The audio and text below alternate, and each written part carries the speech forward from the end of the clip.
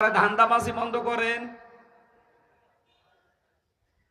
উনি ফতোয়া বের করছে নতুন নতুন যে বাংলাদেশে জামাত ইসলামী এই ৮০ বছর এই দেশে জামাত ইসলামী চলছে, এদের অবদান নাকি জিরো, কিছুই নেই, এদের দুনিয়া আখেরাত নাকি সবই বরবাদ। আরে ভাই, দুনিয়ারটা নাই বলতে পারলেন, তো আখেরাত কি আপনার হাতে? আপনি কি ফতোয়া দিলেন বলেন? ইন্না লাকা লাআজরান গায়রা মামনুন। আপনি শব্দের দিকে খেয়াল করেন। ওয়া ইন্না লাকা লাআজরান, অবশ্যই আপনার জন্য, অবশ্যই আবার লাগিয়েছেন ওয়া ইন্না লাকা লাআজরান, অবশ্যই আপনার জন্য হে নবী। আবার বলছেন অবশ্যই। লাআজরান, পুরস্কার আমি আল্লাহ রেডি করে রেখেছি। গায়রা মামনুন, শেষ হয়ে যাবে না পুরস্কার, নিরবিচ্ছিন্ন চলতে থাকবে। কেন এই পুরস্কার দিলাম জানেন? কারণ আপনি এই যে সংবাদ আমি যেটা আপনাকে দেই, এই সত্য সংবাদগুলো আমার বান্দা বান্দীদের কাছে পৌঁছাতে গেলে যে কষ্ট পান, সত্য কথা তুলে ধরতে গেলে যে কষ্ট আসে, আঘাত আসে, যে জুলুম নির্যাতনের স্টিম রোলার আপনার দিকে আসতে থাকে, এগুলো মোকাবেলা করেও আপনি যে সত্য সংবাদ পৌঁছিয়ে দেন, এই কারণে আপনাকে আমি নিরবিচ্ছিন্ন পুরস্কার দেব। সুবহানাল্লাহ বলতে পারেন না?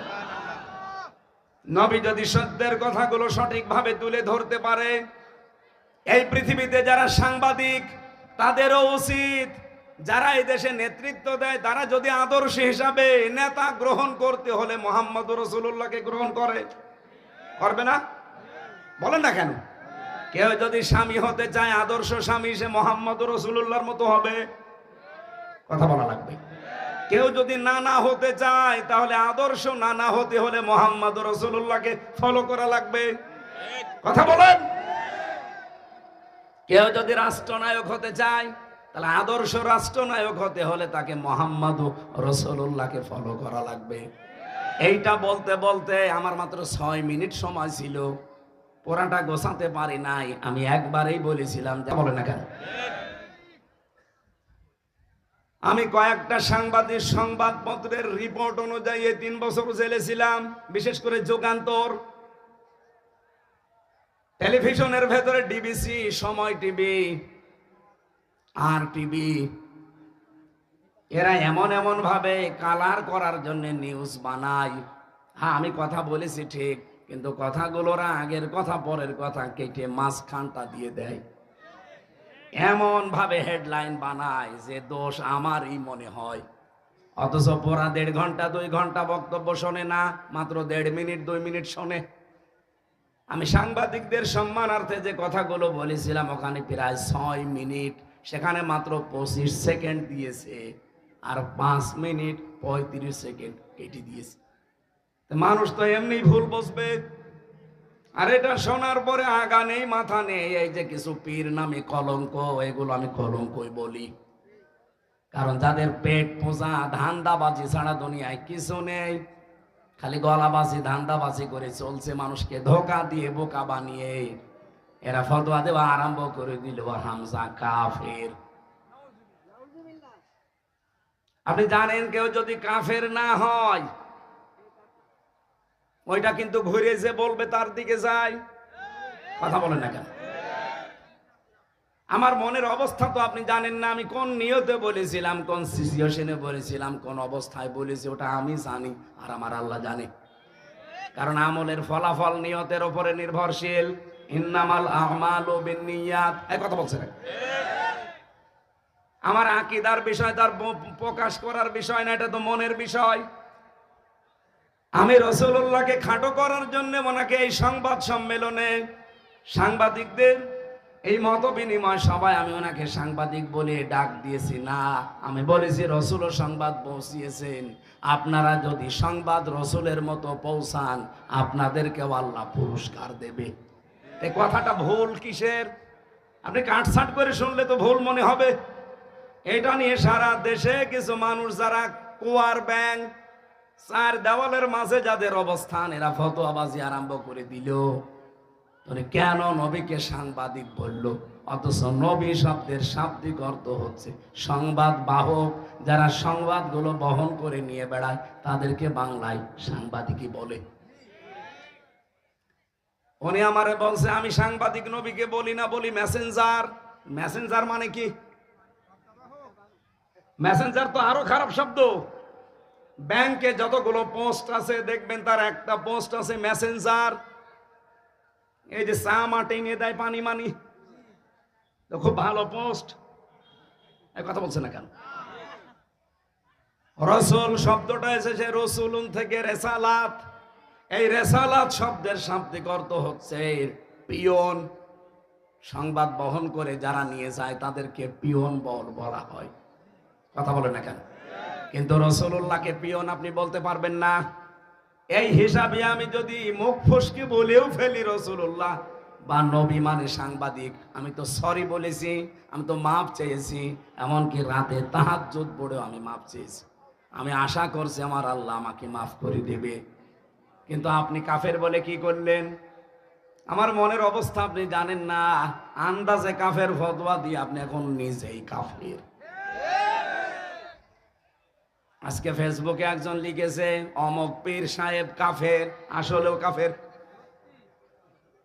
এত ফতোয়া আসে আপনার ফতোয়া তো হাসিনার বিরুদ্ধে শুনি না, আপনার ফতোয়া ডক্টর জাফর ইকবালের বিরুদ্ধে শুনি না, আপনার বিরুদ্ধে ফতোয়া তো ওবায়দুল কাদেরের বিরুদ্ধে শুনি না, আপনার ফতোয়া শাহিন চাকলাদারের বিরুদ্ধে শুনি না।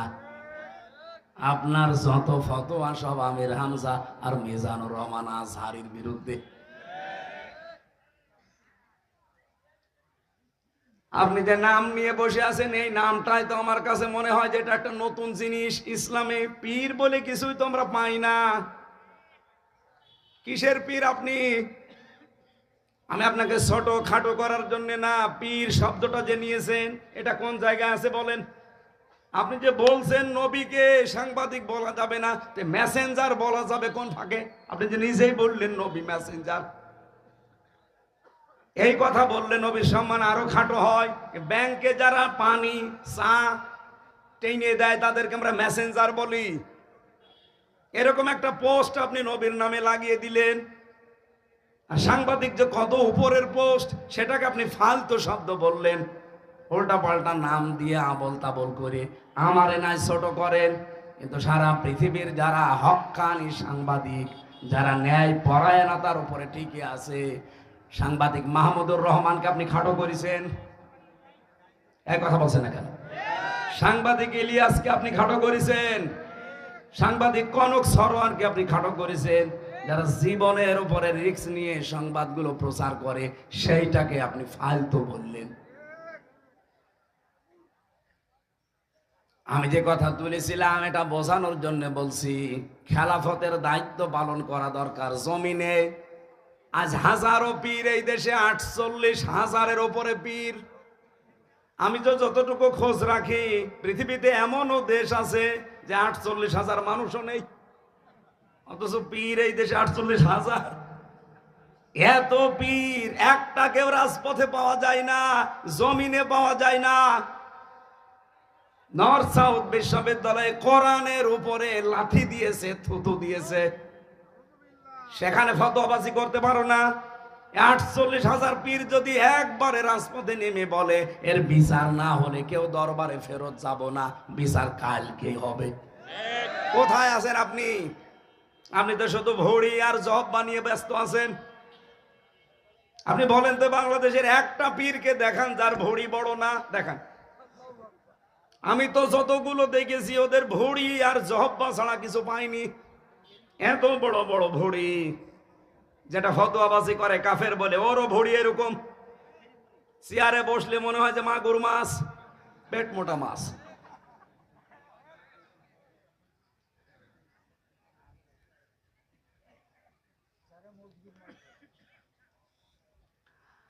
আমার মনে হয় এই দেশে একামতের দিন যারা কায়েম করতে চায়, হ্যাঁ তাদের ছোটখাটো ভুল ত্রুটি থাকতে পারে, কিন্তু আপনি কি করছেন?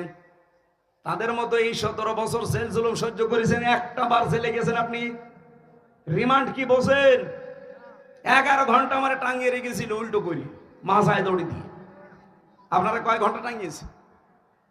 বলো রসুলের মর্যাদা রাখে না। রসুলের মর্যাদা ঠিক রাখতে গিয়েই তো 3 বছর জেল খাটলাম। আমি প্রথম তিনি যদি মেনে নিতাম যে ঠিক আছে বাবা শাহজালাল সব হালাল, 3 বছর না 3 ঘন্টা আমার ছেড়ে থাকা লাগতো না। আর কুষ্টিয়া থেকে যখন নিয়ে যাচ্ছিল প্রতিমধ্যে আমারে ছেড়ে দিত, কারণ যাওয়ার সময় তো বারবার আমারে বলছিল ছাত্রলীগের শুধু ওলামা লীগ বলে একটা দল ছিল, ওই সময় ছিল না, ওই দলের সদস্য হবেন শুধু বিশ্ববিদ্যালয়, বাকি আপনার কিছু করা লাগবে না, কারণ আপনি আসলে আমরা অনেক মানুষ নিয়ে আসতে পারবো, এই ধান্দায় ছিল তারা। আমি একবারে কাটছাট বলেছিলাম না, আপনারা যা ইচ্ছা তাই করতে পারেন। মিথ্যা মামলা দিয়েছেন এটা আমি জানি, যে আরো দিন, কিন্তু আমি সত্যের উপরে যেটা আমি বুঝেছি, এক চুলো আমার নড়াতে পারবে না। রিমান্ডের পর রিমান্ড দিয়েছে, প্রথম 5 দিন দিয়ে হয়নি, আবার দিয়েছে 5 দিন। আর রিমান্ডে কি সরাসরি জায়গায় আয়না ঘরে নিয়েছে, মাটির নিচে। আমি দেখতাম ওই জায়গায় হঠাৎ রাত 2টার সময় 5-7 জন মুখ বান্ধা আমার পাশ থেকে একজনকে বলছে ওঠেন। ওঠেন মানে এখন বাজে রাত 2টা, কোথায় যাব? চলেন। ও মনে করছে ছেড়ে দেবে, পরে বের করে নিয়ে খাঁচা থেকে হঠাৎ মাথার উপরে কালো কাপড় লাগিয়ে পেছনে হাত হ্যান্ডকাপ দিয়ে বেঁধে দিল। কান্নাকাটি করছিল মাটির নিচে। আমি সত্য কথা বলছি, এই যে কোরআন আমার সামনে। আমারে বলছে হামজা ভাই গেলাম, এরা যে কি করবে আমার বোঝা হয়ে গেছে। মুখ আমার যখন বেঁধে ফেলেছে কালো কাপড় দিয়ে, হাত যখন পেছনে বেঁধে ফেলেছে, 4-5 জন মিলে নিয়ে যাচ্ছে, তার মানে আমি বুঝে ফেলেছি আমার জীবনের শেষ দিন। এইরকম সিচুয়েশন আমি নিজে ফেস করে এসেছি। আর আপনি ফতোয়াবাজি করেন বসে বসে না।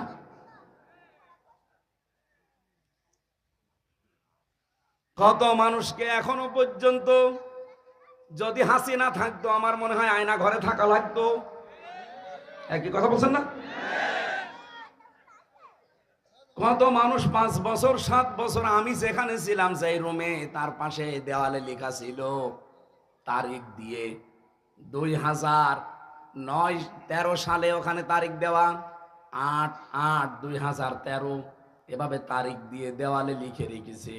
এবং এই যে এই নখগুলো দিয়ে খুশিয়ে খুশিয়ে যে ভাই এই যে নাম্বারটা কষ্ট করে লিখেছি, যদি পারেন কেউ বাইরে যেতে এই নাম্বারে বলবেন যে আমি বেঁচে আছি।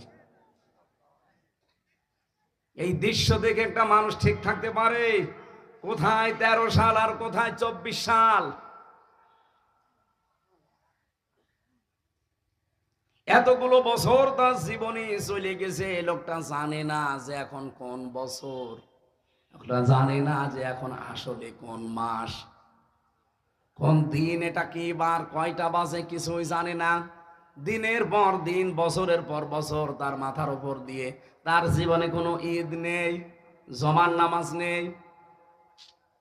একটা মানুষ কিভাবে 8 বছর 10 বছর 14 বছর এভাবে থাকতে পারে? আপনি একটু নিজেকে দাঁড় করান তো। আপনি বড় বড় পেট নিয়ে ফতোয়াবাজি করেন, নিজেকে একটু ওই জায়গায় দাঁড় করান যে কি করে ব্যারিস্টার আরমান 8 বছর কাটিয়েছে। মুফতি ফখরুল ভাই আমার সাথে ছিল, আমার ফাঁসির কন্ডেম সেলের ভেতরে। আমার একদিন বলছে হামজা ভাই, এই যে মানুষ যে শাটপাট হয়ে শুয়ে থাকে, এটা যে কত বড় নিয়ামত আমি জানি। আমার এই পায়ের ভেতর দিয়ে হাত দিয়ে সামনে লোহার ব্যারিকেডের সাথে এই যে হ্যান্ডকাপ দিয়ে আটকিয়ে দিল। এইভাবেই বসে থাকা লাগবে 24 ঘন্টা, কায় তো হতে পারবেন না। আপনি শুনতেছে, আপনি একটু ভাবেন নিজেকে নিয়ে। ওই জায়গায় পায়খানা প্রসাব করার জন্য 24 ঘন্টায় মাত্র 1-2 বার সময় দেবে, তাই 1.5 মিনিট থেকে 2 মিনিট। আরে ভাই 1.5 মিনিট 2 মিনিট তো বসতেই সময় লাগে, এর ভেতরে আপনার টয়লেট শেষ করা লাগবে। আর টয়লেটের তাও তো দেওয়াল, জালানা, দরজা থাকলে হয়, কিছুই নেই। একেবারে ফাঁকা জায়গা, মাত্র 1.5 হাত একটা দেওয়াল দেওয়া আছে, দাঁড়ালে দেখা যায়, বসলে দেখা যায় না, এতটুকু একটা জায়গা। অথচ সামনে অফিসার বসে আছে। একটা যুবক মানুষ আমার মতো, 33 বছর বয়স আমার, আপনি সামনে বসে বসে লাঠি ঘোরাচ্ছেন। 1.5 হাত 2 হাত মতো একটা সর্বোচ্চ দেওয়াল দেওয়া, এখানে কি টয়লেট করা যায়? এরকম পরিস্থিতি এই মাটির নিচে ঘরগুলো। জীবনে এতগুলো জিনিস ফেস করে আসলাম শুধু রাসূলুল্লাহর এই দল করতে গিয়ে, আল্লাহর নবীর আদর্শে থাকতে গিয়ে, আর আপনি এখন আমারে কাফের বানিয়ে দিলেন। আমি নাই কাফের হলাম, আপনি কি? আপনি তো কাফেরের বাপ।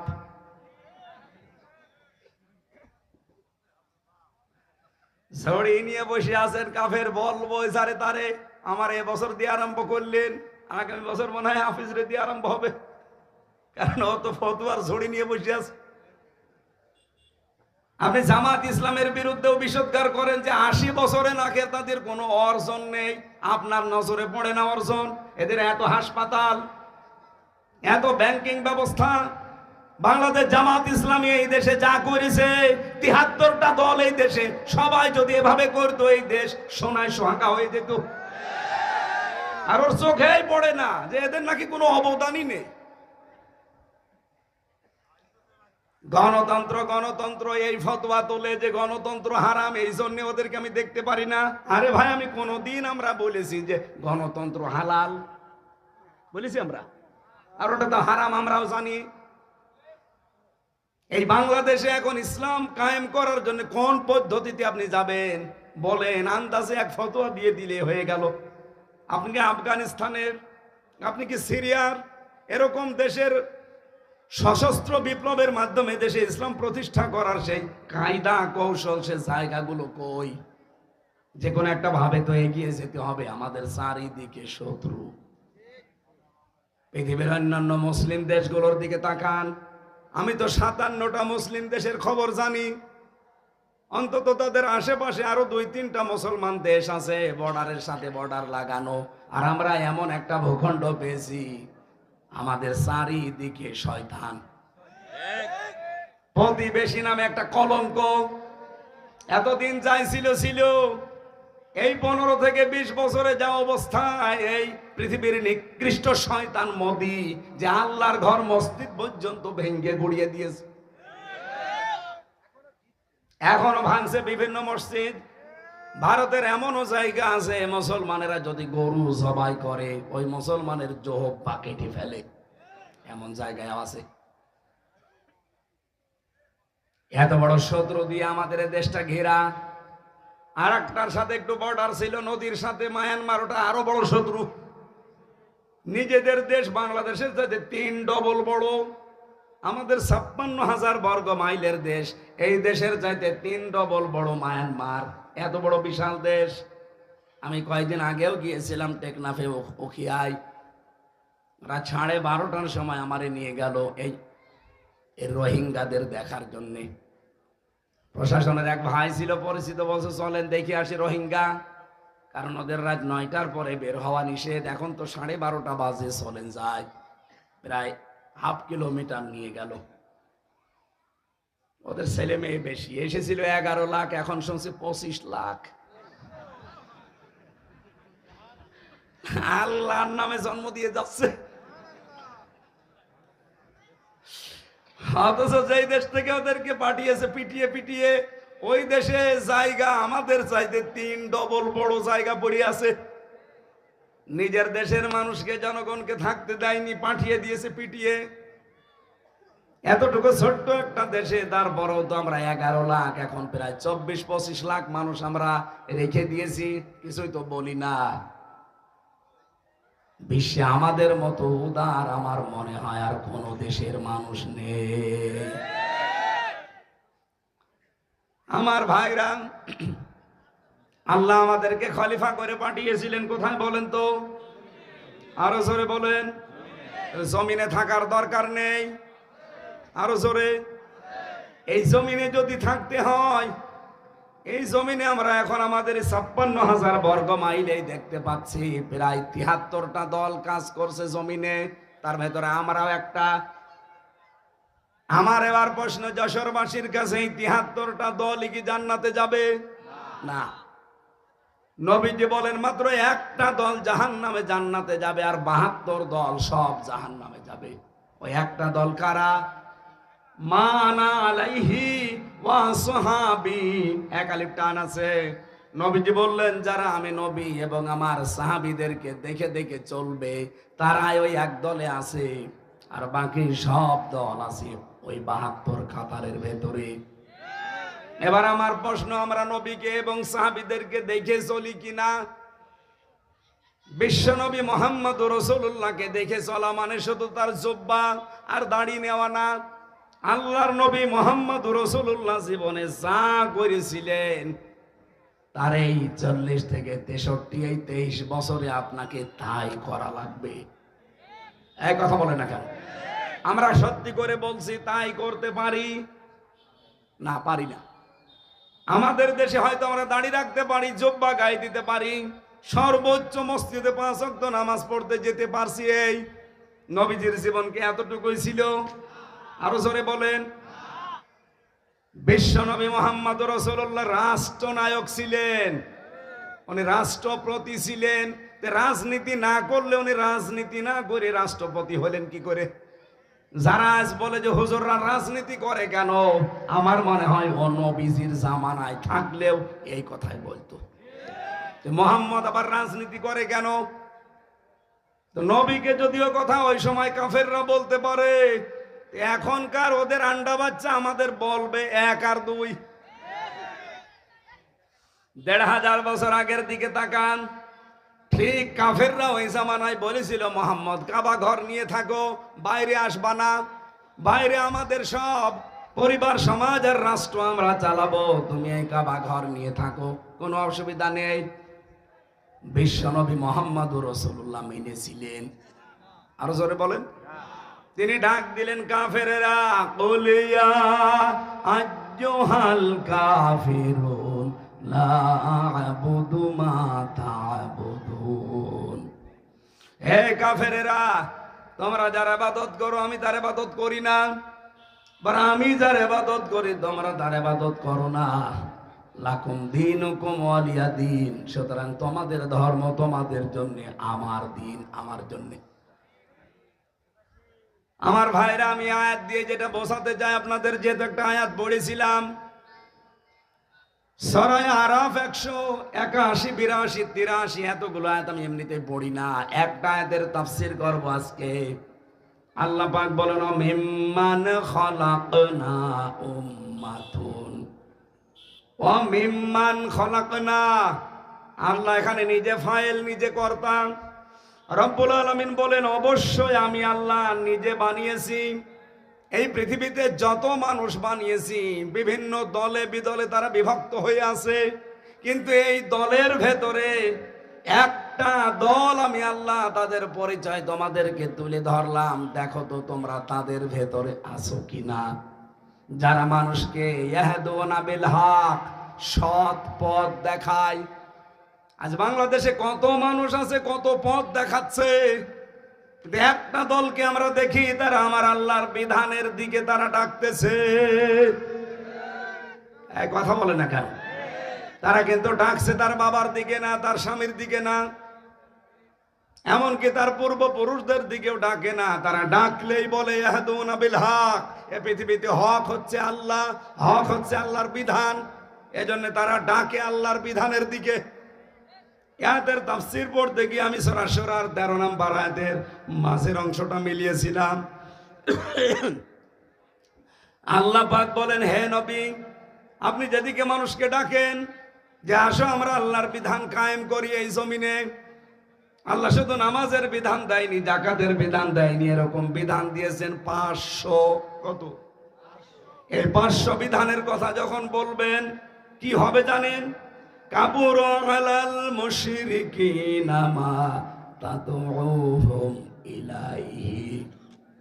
যখন আপনি মানুষকে বলবে আসো আল্লাহর বিধানের দিকে, আল্লাহর এই যে এই নিয়ম নীতিগুলো আমরা কায়েম করি, আপনি দেখবেন সবচাইতে বেশি মন খারাপ করবে, রাগ করবে, অপছন্দ করবে এই কথাটা যারা মুশরিক। তারা কারা?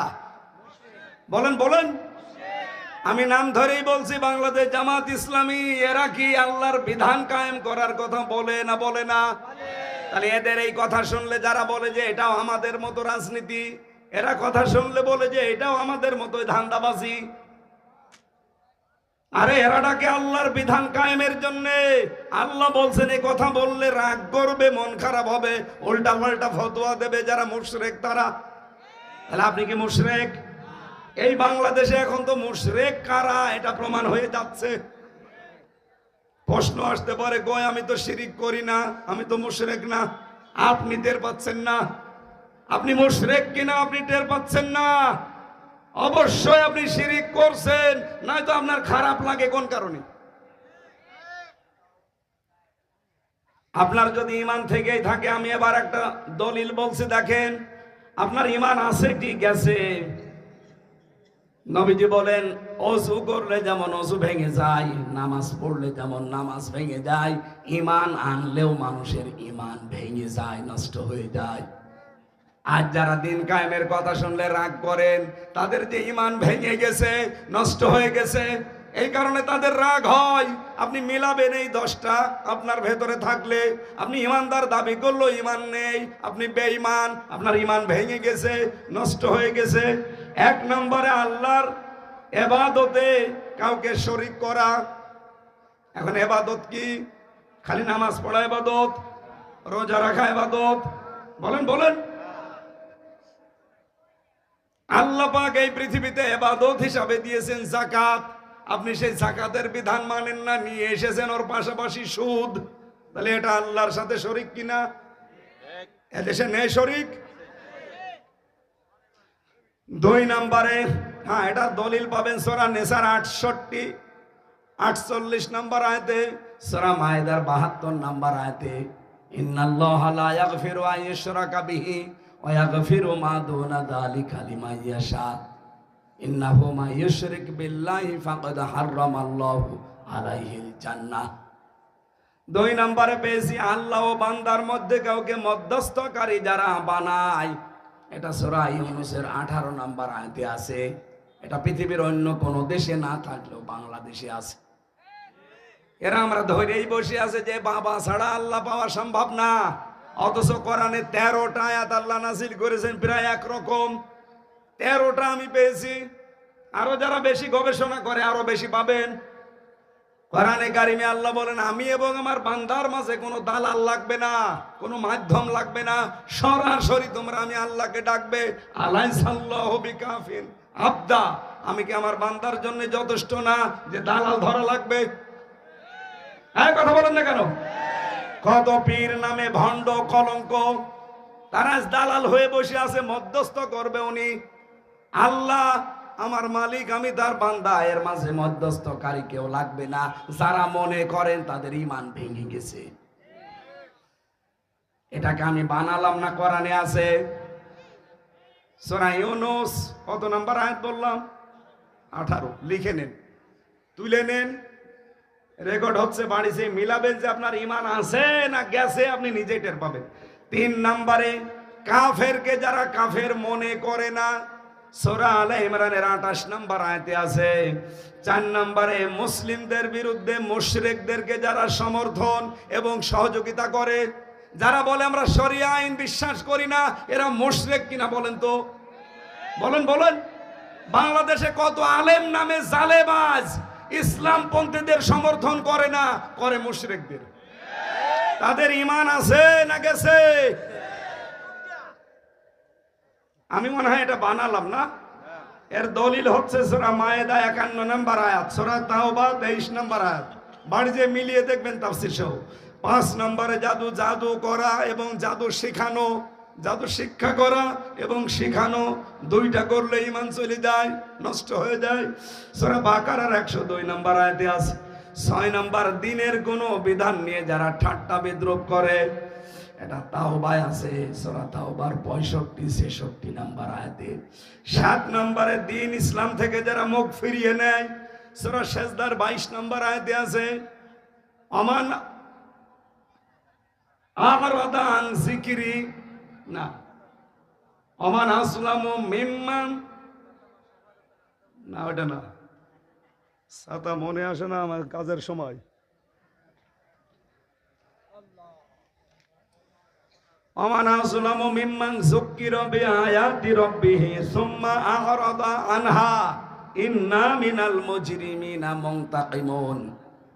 আল্লাহ বলেন বড় জালেম দুনিয়ায় তো ওইটা যাকে আল্লাহর আয়াত দিয়ে ওয়াজ করা হয়, আল্লাহর কোরআন দিয়ে বোঝানো হয়, আর সে মুখ ফিরিয়ে চলে যায় অন্যদিকে। এর মতো বড় জালেম আল্লাহর কাছে আর নেই। আর এটা বাংলাদেশে বেশি। আমি যা ওয়াজ করছি এ কি আমার নিজের কথা না আল্লাহর কথা? সব নোট করে নিয়ে এসেছি। 8 নম্বরে কাউকে দিন শরীয়তের ঊর্ধ্বে মনে করা। এটা বাংলাদেশে 15 বছর যেটা বঙ্গবন্ধুকে মনে করা হতো, দেখেছেন না? সব জায়গায় উনি, এমনকি বঙ্গবন্ধু টয়লেট আমি নিজে পেয়েছি নীলফামারীতে। বঙ্গবন্ধু টয়লেট ওর নামেও টয়লেট লাগিয়ে দিয়েছে। আল্লাহ রাসূলের ঊর্ধ্বে কাউকে মনে করা যাবে? এটা সূরা মায়েদার 3 নম্বর আয়াতে আছে। 9 নম্বরে রাসূলুল্লাহর ফয়সালার তুলনায় অন্য কোন ফয়সালাকে উত্তম মনে করা। সূরা নিসার 65 নম্বর আয়াতে পাবেন। ইন্না বালা ফালা ওয়া রাব্বিকা, ফালা না, ফালা ওয়া রাব্বিকা লা ইউমিনুনা হাত্তা ইউহাক্কিমুকা ফিমা শাজারা বাইনাহুম সুম্মা লা ইয়াজিদু ফি আনফুসিহিম হারাজাম মিম্মা কাদাইতা ওয়া ইউসাল্লিমু তাসলিমা। 10 নম্বরে মুহাম্মদ রাসূলুল্লাহর আনিত বিধানকে অপছন্দ করা। এটা পাবেন সূরা মুহাম্মদের 9 নম্বর আয়াতে, সূরা নিসার 64 নম্বর আয়াতে। আল্লাহ পাক যে বিধান নবীজির মাধ্যমে আমাদেরকে দিয়েছেন, তার তুলনায় যদি অন্য কোন বিধানকে কারো ভালো লাগে, পছন্দ হয়, তার ঈমান আছে না গেছে? এই বাংলাদেশে এবার আপনি মিলান এই 10টা, আমার মনে হয় 100 জনের বহু মানুষের ঈমান আর নেই, ভেঙে গেছে। এখন যাদের ঈমান নেই তাদেরকে আমরা কি বলি? মুশরিক। বলেন বলেন। যারা শিরিক করে তাদেরকে আমরা মুশরিক বলি, যেহেতু তাদের ঈমান ভেঙে গেছে, নষ্ট হয়ে গেছে। সুতরাং মুশরিকদের কাছে আল্লাহর দ্বীন কায়েমের কথা বললে খারাপ লাগবে, কষ্ট হবে। এই বাংলাদেশে আপনি তাহলে মুশরিক, আপনি যে কোনো ভাবে শিরিক করছেন, আপনার ঈমান কিন্তু শেষ। আবার বলছেন নবায়ন করি, আবার সঠিক জায়গায় আসেন। তাহলে আল্লাহর দৃষ্টিতে এই পৃথিবীতে হক দল, হেদায়েত প্রাপ্ত মানুষ তারা যারা আল্লাহর এই হক পন্থায় মানুষকে ডাক দেয়। আর এই দেশে দেখেন কত মানুষ কত দিকে ডাকে। আমরা গ্যারান্টি দিয়ে বলতে পারি আমরা বাবার দিকে ডাকি না, আমরা মানুষের তৈরি করা আইনের দিকে ডাকি না, আমরা ডাকি কার? বিধানের দিকে। এবং এই বিহিয়া দিলুন 2 নম্বরে এই বিধান দিয়ে যারা ন্যায় বিচার কায়েম করতে চায়, আল্লাহর বিধান ছাড়া ন্যায় বিচার কায়েম করা সম্ভব না। তার প্রমাণ এতদিন আমরা পাইনি, আমি নিজেই তো পেলাম। এই 3টি বছর আমার জেলে থাকা লাগতো না যদি আল্লাহর বিধান এই দেশে কায়েম থাকতো। কত লক্ষ লক্ষ মানুষ জেল খাটে, আমার মনে হয় শুধু আল্লাহর বিধান এই দেশে না থাকার কারণে। আমার সাথে একজন খাবার টেনে দিত জেলখানায়, উনি আজ 6 বছর জেলে আছে। জিজ্ঞাসা করলাম ভাই কিসের মামলা? বলছে আমার শত্রুতা করে ধর্ষণ মামলা দিয়েছে। অথচ লোকটা এরকম মুরব্বী মানুষ, একজনের সাথে রাগারাগি ছিল, সে পেরিয়ে ওঠে না, শেষ পর্যন্ত তার 6 বছরের একটা মেয়েকে এর নামে ধর্ষণ মামলায় লাগিয়ে 6 বছর জেলে রেখে দিয়েছে। এরকম হাজার হাজার মানুষ জেলে আছে, ও জানেই না যে ওর অপরাধ কি। এটা হইতো না যদি আল্লাহর বিধান থাকতো। এই কথা বলে না, কারণ আল্লাহর বিধান কায়েম হলে জেলে এতদিন থাকা লাগে না। ধরবে, সাক্ষ্য প্রমাণ হবে, সঙ্গে সঙ্গে ফায়সালা শেষ। আমাদের দেশে ধর্ষণ করে হাতে নাতে ধরা পড়ে, বলে ঠিক আছে বিচার হবে, বিচার করতে করতে 12 বছর। কথা বলেন না কেন? ইসলাম যদি কায়েম হয়, ধর্ষণ যদি হয়, ধরা পড়ার সঙ্গে সঙ্গে 3 ঘন্টার ভেতরে বিচার শেষ। খুব বেশি হলে যদি ছুটির দিন হয়, জমার দিন পর্যন্ত টেনে নিয়ে যায়। সৌদি আরবে একটা মসজিদ আছে, গলা কাটা মসজিদ, ওর পাশে দেখলাম কোর্ট আদালত। আমার সাথে যারা ছিল, এই যে এক হাজী সাহেব ছিল, ওখানে দেখতে গিয়েছিলাম। গলা কাটা মসজিদ ওইটা, জেনা করলে তাদেরকে ওই জায়গায় কল্লা কেটে দেয়। সামনেই বিচারের ব্যবস্থা আছে, কোর্ট আদালত যেটা, ওখান থেকে রাস্তা পার হয়ে মসজিদ। ওখান থেকে রায় দিয়ে দেবে জমার দিন। ওখানে প্রধান বিচারপতি মক্কায় যিনি কাবা শরীফের ইমাম তিনি, উনি বলবে ঠিক আছে সাক্ষ্য প্রমাণ শেষ, বিচারের রায় দিয়ে দিলাম, ওকে গর্দান কেটে দেন। এসে সবার সামনে জমার নামাজ পড়ে হাজার হাজার মানুষ বের হবে, সবার সামনে ওর কল্লা কেটে আলাদা করে দেবে। বাংলাদেশে আমার মনে হয় একটা যদি এই চৌগাছা কেন্দ্রীয় মসজিদে করা হয়, এদেশের কোনো মানুষ আর ধর্ষণের নাম মুখে আনবে না। এইটা আল্লাহর বিধান। এরকম 500 বিধান আছে আল্লাহর, এগুলো যদি কায়েম হয় তাহলে বিহি ইয়াদিলুন, ন্যায় বিচার কায়েম হবে। কে বলছেন এটা? ওনার কথায় কোনো মিথ্যার সংস্রব আছে? লেশ মাত্র আছে? সুতরাং বিশ্বাস আসে না কোন কারণে? আমরা তো তার কথাগুলো আজ এই জমিনে প্রতিষ্ঠা করে ন্যায় বিচার কায়েম করতে চাই। 54 বছর তো দেখলেন উল্টাপাল্টা, কিছুই করতে পারেননি। এবার এটা একটু দেখা যায় না? টেস্ট করার জন্য হলে একটু দেখেন। বাংলাদেশে অন্যান্য দল যারা আছে আপনি তাকান, তারা এখন বিভিন্ন রাষ্ট্রদূতের কাছে ধর্ণা দেয়, অথচ আল্লাহর রহমত অন্যান্য দেশের রাষ্ট্রদূতরা এসে ইসলামপন্থী জামাত ইসলামের আমিরের কাছে সিরিয়াল লাগিয়েছে, একটু দেখা করতে চায়। তার মানে প্রমাণ হচ্ছে এই দেশে আমার আল্লাহ মনে হয় এবার ইসলাম কায়েম করে দেবে। কারণ কোরআনে কারিমে আল্লাহ জানিয়েছে সূরা কসস 5 নম্বর আয়াত, জমিনে যারা জুলুম নির্যাতন অত্যাচারের সবচেয়ে বেশি সম্মুখীন হয়, আল্লাহ তাদেরকে জমিনের নেতা বানায়, উত্তরাধিকারী বানায়, আর শাসন ক্ষমতা দিয়ে দেয়। এই জমিনে যেহেতু সবচেয়ে বেশি প্রাণ গিয়েছে, আপনি দেখেন গুম কমিশন তথ্য দিয়েছে বাংলাদেশ জামাত ইসলামী আর শিবিরের 56% লোক গুম এবং খুনের শিকার, আর বিএনপির 37% লোক। তাহলে সবচাইতে বেশি যেহেতু ইসলামপন্থীরা, সুতরাং আল্লাহর ঘোষণা তো মিথ্যা না, উনি এবার ইসলামকে এই দেশে ইসলামপন্থী মানুষের হাতে তুলে দেবে। আপনি যদি থাকেন আপনাকে সাথে নিয়ে আমরা ইসলাম কায়েম করব, আপনি যদি না থাকেন আপনাকে বাদ দিয়ে ইসলাম কায়েম হবে ইনশাআল্লাহ। আল্লাহর কথা আমরা 100% বিশ্বাস করি কিনা বলেন তো? বলেন। সুতরাং এই দেশে হেদায়েত প্রাপ্ত দল এই একটা, যারা এই দুইটা গুণে গুণান্বিত। 1 নম্বরে যারা হক পথে ডাকে, সত্য পথে ডাকে, সত্যের পথ দেখায় মানুষকে, ন্যায় পথ দেখায়, আর যারা এই পথ অনুযায়ী ন্যায় বিচার জমিনে কায়েম করতে চায়। এটা যারা করবে তারা এই দেশে হেদায়েত প্রাপ্ত দল। কারা করছে আপনি জানেন না?